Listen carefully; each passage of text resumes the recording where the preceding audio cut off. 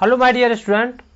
तो जैसा कि मैंने आप लोगों को कल की क्लास में बताया था, ललित नारायण मिथिला यूनिवर्सिटी के बीएससी पार्ट 1 केमिस्ट्री ऑनर्स का सिलेबस, और आज की इस क्लास में मैंने आप लोगों को बताऊंगा पेपर 1 का फिजिकल का जो है unit number first, gases state unit first है।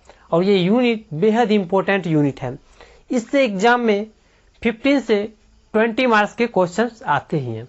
तो आप लोग प्लीज पेन कॉपी लेके बैठ जाएं और मैं जो बता रहा हूं उसे राइट डाउन करते चले जाएं, क्योंकि गैसेस स्टेट एक ऐसा यूनिट है, इससे एग्जाम में ज्यादा से ज्यादा मार्क्स के क्वेश्चन आते हैं। तो चलिए हम लोग जानते हैं कि गैसेस स्टेट क्या होती है।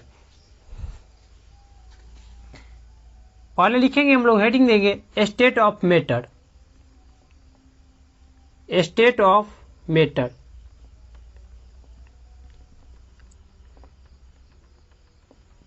लिख के और हेडिंग देके अंडरलाइन करेंगे।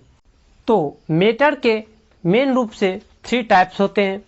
एक होते हैं सॉलिड स्टेट, और दूसरा होते हैं लिक्विड स्टेट, और थर्ड नंबर पर आते हैं गैसेस स्टेट। तो हम लोग आज पढ़ेंगे गैसेस स्टेट को। तो गैसेस स्टेट क्या होती है पहले तो हम लोग जान लेते हैं, उसके बाद हम लोग अपने क्वेश्चंस पे चलेंगे। तो स्टेट ऑफ मैटर देख के हेडिंग देंगे और लिखेंगे यहां पर पहले सॉलिड स्टेट। सॉलिड स्टेट, उसके बाद लिखेंगे लिक्विड स्टेट।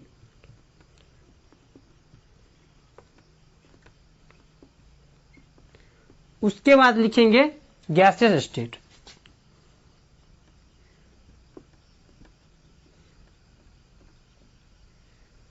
ठीक है।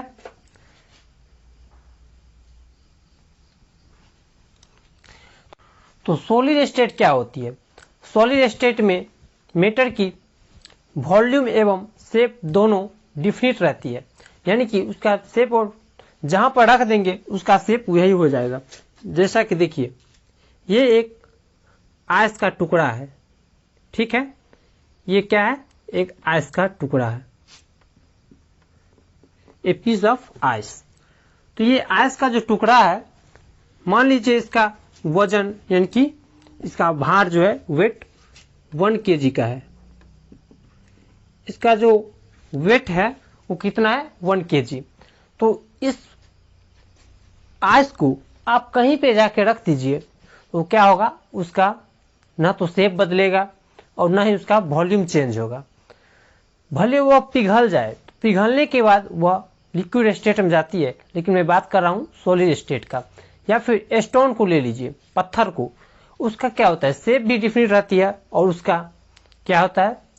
उसका वॉल्यूम भी डिफिनिट होती है। जैसे कि देखिए, दूसरा ले लीजिए एग्जांपल, ये एक स्टोन है। स्टोन, इसका क्या होती है? इसका शेप एवं वेट यानी कि वॉल्यूम दोनों क्या होती है? डिफिनिट होती है। अगर मान लीजिए इसका वजन यानी कि वेट 2 kg का है, तो उसको कहीं पे जाकर रख दीजिएगा तो यह 2 kg का ही रहेगा। और जितना ये स्थान यानी कि जहां इतना प्लेस अगर यहां पर छेक रहा है, तो यहां पर भी जाकर इसको रख देंगे, ये इतना ही प्लेस क्या करेगा? छेकेगा। तो आप समझ गए कि सॉलिड स्टेट क्या होती है। तो चलिए हम लोग लिक्विड स्टेट को पढ़ते हैं। लिक्विड स्टेट, इसको एक कंटेनर बनाएंगे।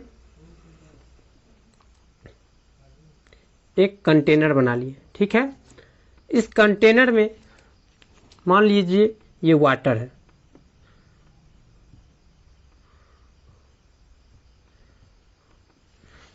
इसमें जो है सो 2 लीटर वाटर है। क्या है? 2 लीटर वाटर है।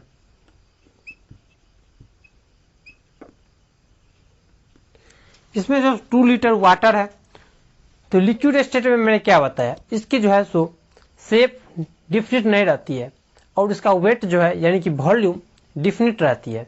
यानी कि आप लिक्विड को ले जाइए किसी दूसरे कंटेनर में डाल दीजिए तो क्या होगा? उसका वॉल्यूम चेंज नहीं होगा।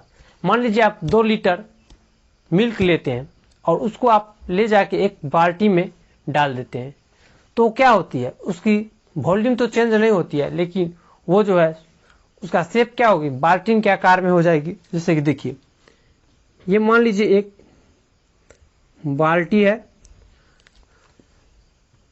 ठीक है। आप ये 2 लीटर जो मिल्क है उसे उठा के आप इसमें रख देते हैं, इसमें रख दिए तो इसका वॉल्यूम क्या होगी, यह 2 लीटर का ही रहेगा, इसका वॉल्यूम 2 लीटर का ही रहेगा और यह शेप जो है सो अलग तरीके से बना लेता है। तो आप समझ गए कि लिक्विड स्टेट क्या होती है। लिक्विड स्टेट में मैटर का शेप क्या होती है, डिफरेंट नहीं होती है और वॉल्यूम डिफिनिट रहती है, यानी कि 2 लीटर का है वॉल्यूम उसका, तो कहीं पर जाकर रखेंगे, किसी भी कंटेनर में रखेंगे तो उसका वॉल्यूम 2 लीटर ही रहेगा। तो आप समझ गए सॉलिड और लिक्विड। उसके बाद हम लोग चलते हैं अपनी गैसियस स्टेट को, जो कि मेरा मेन टॉपिक है, टॉपिक 1 यानी कि यूनिट 1 है। तो गैसियस स्टेट क्या होती है, मान लीजिए एक सिलेंडर है, ये क्या है, एक सिलेंडर है, ठीक है। इस सिलेंडर में यहाँ पर मान लीजिए पिस्टन लगा हुआ रहता है, आपको पता है, और ये पिस्टन पे एक रहता है घुमाने वाला, जिससे कि गैस ऊपर नहीं जाए। तो ये एक सिलेंडर है और इस सिलेंडर में गैस भरी हुई है जो कि इस प्रकार है।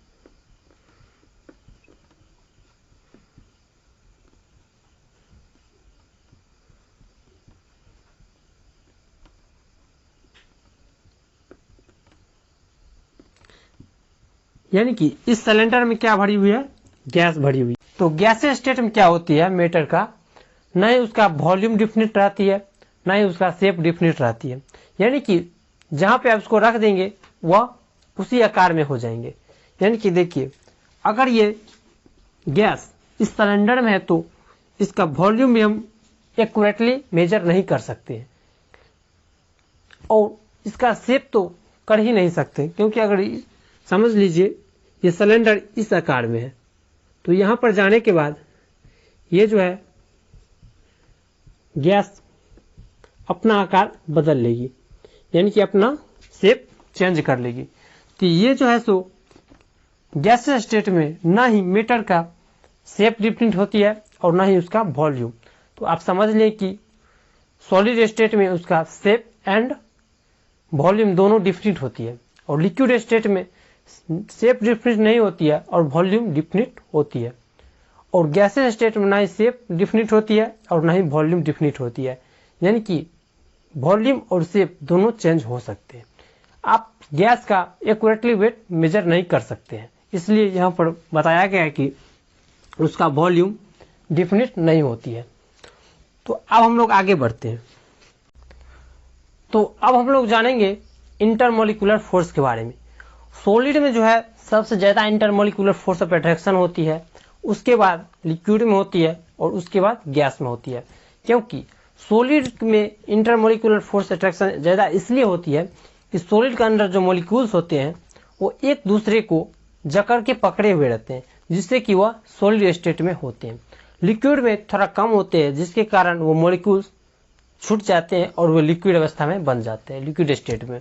उसके बाद क्या होते हैं, गैसियस स्टेट में न के बराबर होती है इंटरमोलिकुलर अट्रैक्शन फोर्स, जिसके कारण वो गैस इधर से इस वाल में टकराया, उधर से उस वाल में टकराया, कभी कभी आपस में भी टकरा जाते हैं। तो इसे हम कहते हैं गैसियस स्टेट। तो इंटरमोलिकुलर अट्रैक्शन फोर्स जो होती है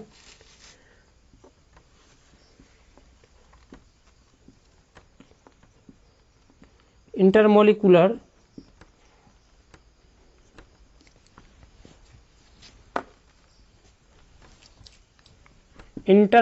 फोर्स सो सॉलिड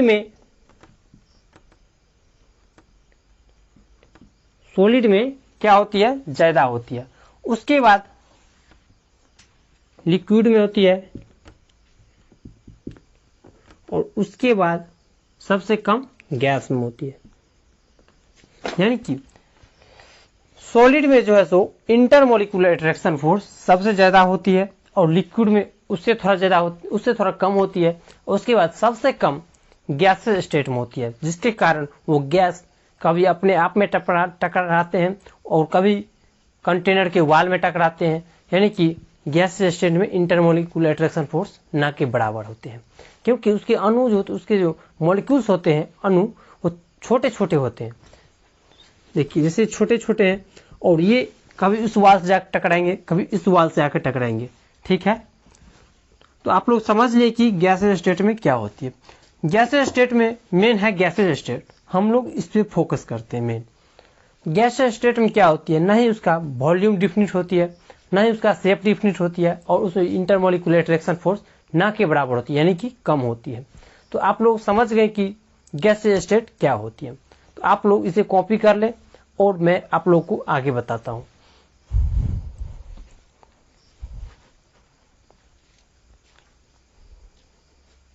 तो आप लोग कॉपी कर लिए होंगे, तो चलिए मैं इसे मिटा रहा हूं।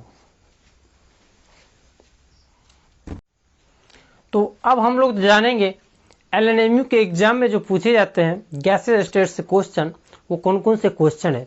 और हम लोग को गैसेज स्टेट से सिर्फ इतना ही क्वेश्चन करना है, और ये क्वेश्चन एलएनएमयू के एग्जाम में पूछे जाते हैं। और ये क्वेश्चन जो है सब 6 क्वेश्चन, देखिए जो आप लोग देख रहे होंगे 6 क्वेश्चन, इस क्वेश्चन को हम लोग 1 वीक में कंप्लीट कर लेंगे। और मेरा गैसेज स्टेट जो चैप्टर है यूनिट नंबर 1 उसे हम लोग 1 वीक में कंप्लीट कर जाएंगे। तो चलिए देखते हैं कि कौन कौन से क्वेश्चंस हैं। Question number 1, write down the पोस्टुलेशन of kinetic theory of gases, establish kinetic gas equation. यानी कि इसमें बोल रहा है कि काइनेटिक गैस इक्वेशन को एक्सप्लेन करने के लिए और उसे बनाने के लिए काइनेटिक गैस इक्वेशन क्या होती है। तो हम लोग ये देखेंगे अगली क्लास में। तो अगला क्वेश्चन पहले देख लेते हैं। Kinetic energy of 1 mole of an ideal gas is 3/2 RT। और उसके बाद जो क्वेश्चन है van der Waals real gas equation, van der Waals equation पढ़ेंगे जो कि रियल गैस की सहायता से बनते हैं। वंडरवाल रियल गैस इक्वेशन उसका नाम है। उसके बाद देखेंगे explain the physical significance of van der Waals equation, यानी कि वंडरवाल गैस का जो है फिजिकल सिग्निफिकेंस क्या है। Explain the physical significance of van der Waals, यहाँ पर गैस नहीं होगा, सॉरी यहाँ पर कांस्टेंट होगा।